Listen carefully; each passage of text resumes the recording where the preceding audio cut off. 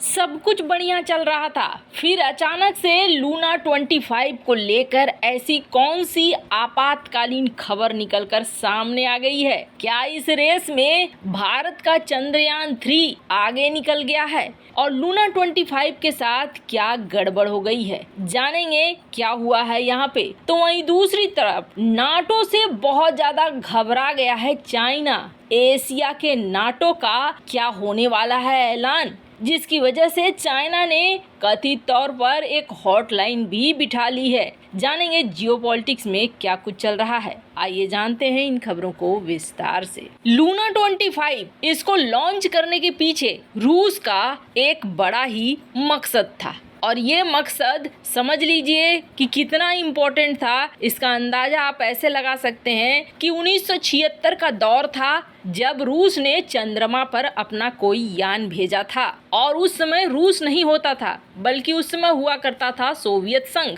Soviet संघ ने उस समय भेजा था चंद्रमा पर अपना यान और उसके बाद से सारे सिस्टम चंद्रमा को लेकर ऑफ कर दिए गए, बंद कर दिए गए। फिर अचानक से रूस जागता है और रूस चंद्रमा पर जाने का प्लान बनाता है। और इससे पहले एक चीज होती है और वो चीज क्या होती है? इससे पहले होता है कि नासा चंद्रमा के पास पहुंच जाता है, उसकी कथित तौर पर तस्वीरें लेता है, लेकिन कोई इंफॉर्मेशन नहीं आती है मीडिया में। पर जब भारत उसकी कक्षा में पहुंचता है और भारत दक्षिणी ध्रुव की कुछ तस्वीरें लेता है, तब भारत ने कहा कि यहाँ पर पानी है और पानी के कुछ न कुछ अंश हैं, जिसके बाद देशों में हड़कंप मच जाती है कि हमें कुछ न कुछ करना होगा और जानना होगा कि आखिर चंद्रमा के दक्षिणी ध्रुव पर है क्या। चंद्रमा पे पहुंचने की होड़ मच गई और लूना 25 इसके लिए भी मिशन शुरू हो गया। 1976 के बाद ये पहला मिशन है जो चंद्रमा के लिए रूस ने चलाया। प्लान था लूना 25 चंद्रमा के दक्षिणी ध्रुव पर उतरेगा। अब आपको लगेगा कि चंद्रयान 3 के साथ इसका कंपटीशन था। बिल्कुल नहीं, कोई कंपटीशन नहीं था, क्योंकि लूना 25 को भेजने का प्लान काफी पहले कर लिया गया था।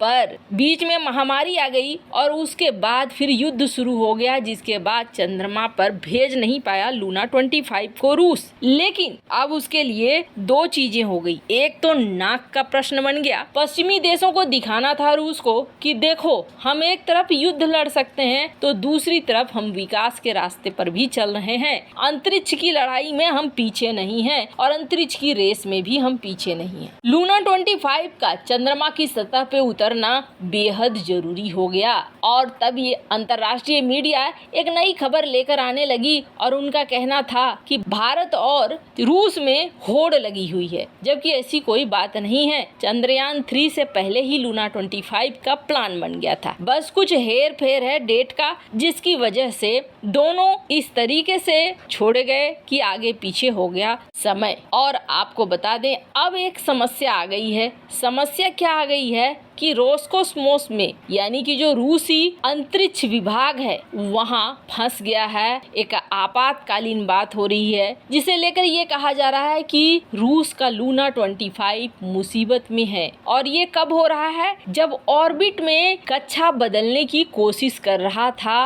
लूना 25। लैंडिंग से पहले ये उसमें थ्रस्ट पैदा करने की कोशिश कर रहे थे ताकि कक्षा को बदलना आसान हो, पर ये थ्रस्ट पैदा हुआ ही नहीं।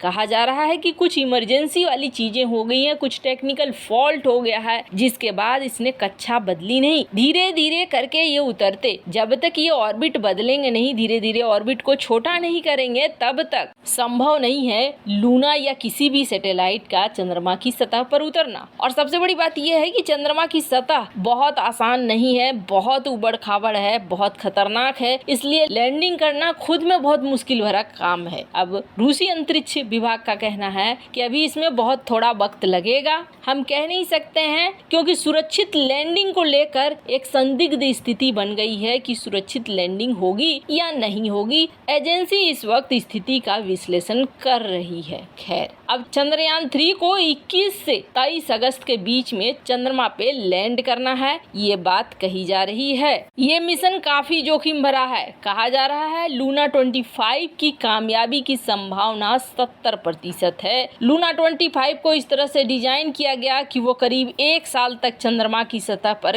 काम कर सकता है अगर उसकी सुरक्षित लैंडिंग हो जाती है तो। अब देखना होगा कि क्या लूना 25 लैंडिंग कर पाता है या फिर चंद्रयान 3 ही लैंडिंग करेगा, ये तो आने वाले समय में पता चल जाएगा। पर इन सब के बीच में चाइना बड़ा टेंशन वाले मोड में आ गया है और कुछ वैसे ही मोड में आ गया है जैसे मोड में एक समय यूक्रेन ने कहा था कि हम नाटो में शामिल होने जा रहे हैं तो रूस आ गया था और रूस ने कहा था कि तुम्हारी नाटो की सेना अब हमारे दरवाजे तक पहुंच रही है, हमारी संप्रभुता को लेकर खतरा है और हम ऐसा होने नहीं देंगे। तो क्या आखिर बाइडेन नाटो बना रहे थे, इसीलिए इस मीटिंग में भारत की तरफ से कोई नहीं था, क्योंकि भारत ने पहले ही साफ कर दिया है कि भारत का इरादा किसी भी नाटो वाटो में जाने का नहीं है, बल्कि भारत गुटनिरपेक्ष रहकर अपनी नीतियों पर चलना चाहता है। नाटो में शामिल होने का ऑफर कहीं न कहीं भारत को दिया गया था। पहली की खबरों में आप ध्यान से देखेंगे तो नाटो में शामिल करने के लिए बहुत सारी चीजें हुई, लेकिन भारत की तरफ से साफ साफ कह दिया गया कि नाटो के लिए हमने ऐसा कुछ भी नहीं सोचा है।